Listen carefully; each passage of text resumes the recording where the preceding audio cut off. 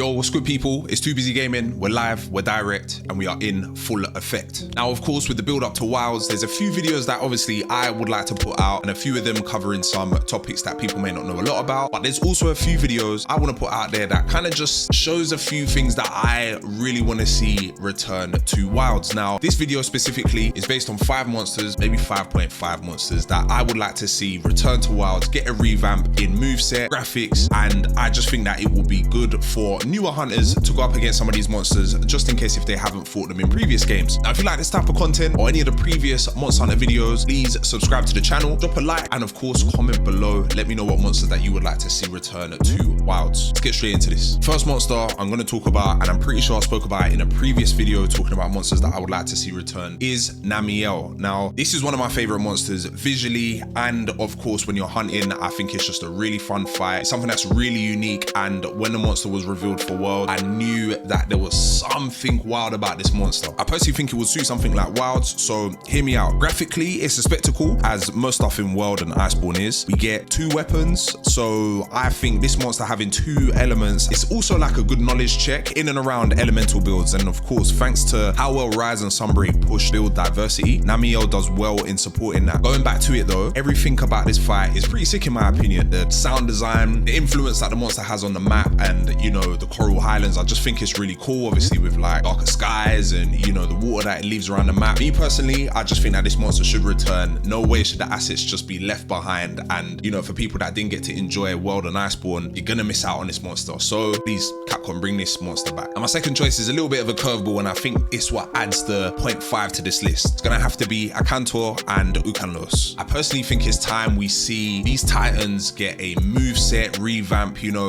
we need to see them in the crisp quality. We need to see the area get redone. We need to see the moveset just get a little bit of extra seasoning. These are 2 monsters that have a lot to bring to the table. Not just the actual hunt, but the armor set as well. Now, hear me out. I personally prefer Ukanlos over the Shouting Lava Boy, but I prefer the goated armor set that Akantor gives. Both unique fights in their own right, and I don't think that they've had some love in a very long time. So to me, Wilds is the perfect time to bring them back. You know, with recent reveals like Gravios and Yankuku and Gypseros returning to the game, I just feel that these 2 monsters just fit the script perfectly. They're 2 old school monsters, and I just feel that it would fit Wilds really well. Dating back before Namielle, of course, going back to that sentiment where I said that some monsters haven't actually had the opportunity to get, you know, their return, and some hunters might see some monsters and say to themselves, wow, like, you know, what was this monster like, or what was the big bad powerful move that it had? This is why I think that bringing some of these really cool monsters back that have a good reputation, this is just the perfect time. Or maybe I'm just milking it, I don't even know. Just these are another 2 monsters that need to come back. I just add the bludgeon build, you know, with the really low sharpness but the super high damage, and that you had to build around those weapons. That is my set in Generations Ultimate. So please bring that fun, diverse style of builds back to Wilds. That's all I'm gonna say. You know, there's loads of other sets that you can build, you know, that always sinks into crit boost and wetsploit and all of that stuff, but you know, just the bludgeon and crit draw and all of that stuff, to me that was just a prime time when it came to building sets. So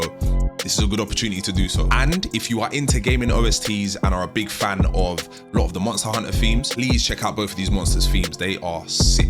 So if you've been in my Monster Hunter streams or in the Discord, especially when they spoke about a specific map, which you're most probably gonna guess as soon as I reveal the monster, you have heard me brown nose the life out of this monster. And personally, this is one of Capcom's greatest creations. The Monster Hunter team smashed it with this monster design. All hail Gogmazios. The oil spewing, Dragonator wielding, gunpowder eating, laser beam firing Elder Dragon. I've realized I'm glazing Elder Dragons, but I think some mix up away from the normal Deora, Teostra and Co would just be nice. And this monster was super duper cool. It had a similar skeleton to Gogmazios, you know, with the 4 main limbs and the giant wings to be used as an extra pair of limbs. This monster was just super cool, and it had this frowning face underneath the monster's neck, which lit up and you kind of knew that it was game time. I personally don't have any footage of any hunts with this monster, so just gonna link Gaijin Hunter's video below in the description. Definitely check that out. He's doing the same thing as me. We're both big fans of this monster, and graphics and the footage, just the hunt, everything about this monster is super sick. So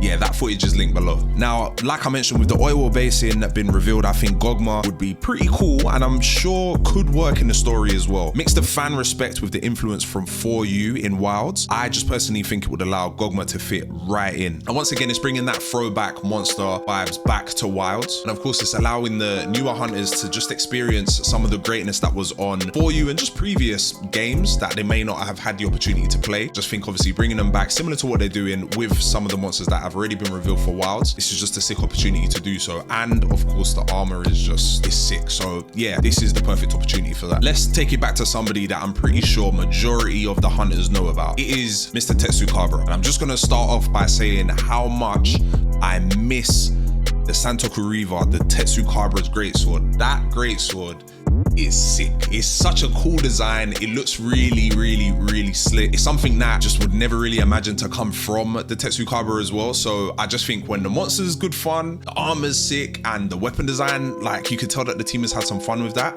That is just when you've got a hit. Tetsucabra is a brilliant entry wall. He isn't too difficult. As a roar, digs underground, brings forth some boulders that can be a pain for blade masters, and gives a good set early on. He's also quite unique, and they gave him a buff in generations with his deviant counterpart, Drill Tusk Tetsucabra, who smoked me numerous times, but again, it was nice to see such an early monster get this Super Saiyan buff. And the hunt was not to be scoffed at all. He was a beast. I just think more early door walls for newer hunters, you know, and the old hunters, especially if you're going to revamp a monster's moveset, it's just necessary. It kind of gives things like Baroth and Gratidos a break. Like something like Tetsucabra, where it's quite unique, of course. I mean, a toad, frog, whatever the deal it is. Stuff like this keeps it weird, and it's also just a fun play on that wall for hunters. And finally, following that theme of having unique monsters and, you know, giant insects, giant bugs, like all of that crazy stuff, the last choice, and again, I'm pretty sure I've spoken about this monster before, the final monster has to be Seltas Queen. So once again, following that theme of monsterverse-like monsters, here is one of my all-time favorite submissions for that sentiment. A super unique monster, given that it gets a moveset boost when it has its loyal pest Seltas around. A super unique monster, given that it gets a moveset boost when it has its loyal pest Seltas around.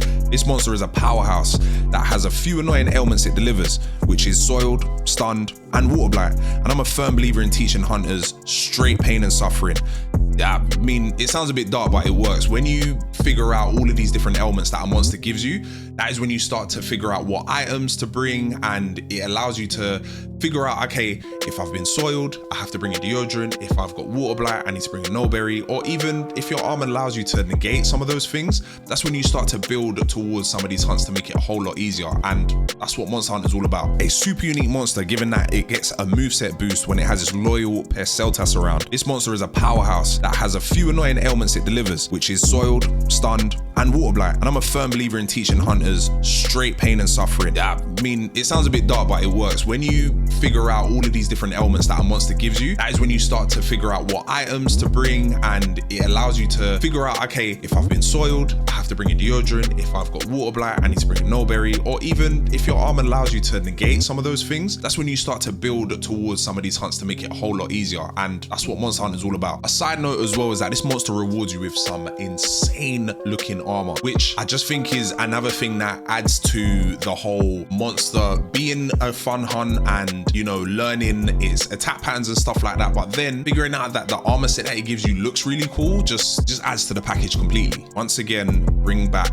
more insects. It's a monster world. Like, you need all of these weird looking monsters just roaming around. We need more spiders, we need more insects, we need more crazy looking monsters, man. And this type of thing just adds to that monsterverse. Now that is my selection for monsters that I would like to see return, but I do have some honorable mentions. First off, it has to be Nergigante. Now listen, I love World, and Nergigante was this demonic elder dragon that ate monsters and it did all of this crazy stuff. And I just think, listen, it's a cool, simple design. It wasn't too crazy in terms of, you know, features. It grew spikes and you had to knock it out to, you know, kind of stun him. And I just think it was just a brilliant wall for hunters as well. He was just a straight savage. Now this one, I don't have any footage, but I'm pretty sure most hunters will know about it. I feel that this monster has had no love for a very, very, very long time, and it's Akantor. Hopefully the skeleton comes back. I would just love to see this monster return. He was really cool. The set was really cool for Lance users as well. Just, come on man, give this monster some love. Next on the list, This is a close top 5 for me. I've got to give it to Zamtrios. This monster is just super cool, really goofy, a bit of a check as well. And with its 2 forms, when it floats up and it's bouncing all around the place, it's something that is just so strange, but it has such a unique moveset and it gives you a really cool armor set as well. Bring Zamtrios back. And lastly, every hunter's favorite is Lunastra. This one, I'm joking. Leave Lunastra where that monster is, please. We don't want that monster to come back. But that is it for my selection of monsters. Drop a like, leave a comment below. Let me know what monsters that you would like to see return. And I don't know, let's spark some discussion. If there's a few monsters that are a hot take, I would love to see that. I was just joking about Lunastra. We don't want to see that monster come back. And of course, thanks for sticking around. Thank you for all of the love on the previous video as well. It does not go unnoticed. Like I said, subscribe to the channel, leave a comment below, and listen, we got loads more content coming your way. So keep it locked. It's TooBizyGaming. I'm out of here. Peace.